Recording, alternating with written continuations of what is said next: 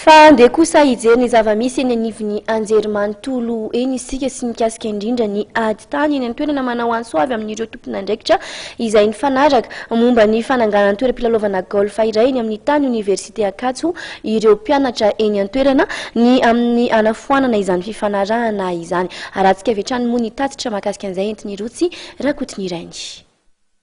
Tsy manaiky ary anohatra amin'ny farany ny fampiasana ny tanin'ny oniversite ho lasa toerana filalaovana ireo mpianatra eny amin'ny anjerimanontolo izay no tatitra avy amin'ireo mpisolo-tena ny mpianatra ofisialy izay mivondrona ao amin'ny fikambanana pedagojika. Miteny amin'ny anarany manokana fa tsy amin'ny anaran'ireo mpikambana ofisialy izay misolo-tena ireo mpianatra rehetra eny amin'ny anjerimanontolo ho hiatran'izy ireo izay tsy miaraka amin'izy ireo. Nantitraterin' ireo ihany koa fa tsy misy ny fijerena manokana ny tanora sy ny hoaviny raha ny toerana izay tokony ianarana no hanaovana kianja filalaovana. Ho anay tompoko mpianatra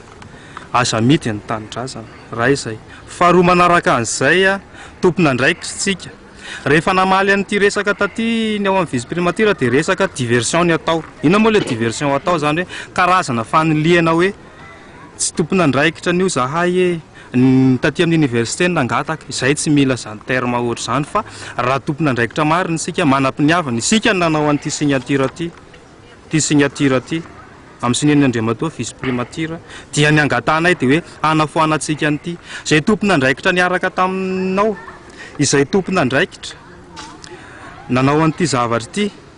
dia mifanatona nareo moramora taminareo nanao soniety nivarotra an'ity tany ity dia tokony mora aminareo koa manafoana an'ity zavatra ity. Izay zany tsy te aheno mihitsy hoe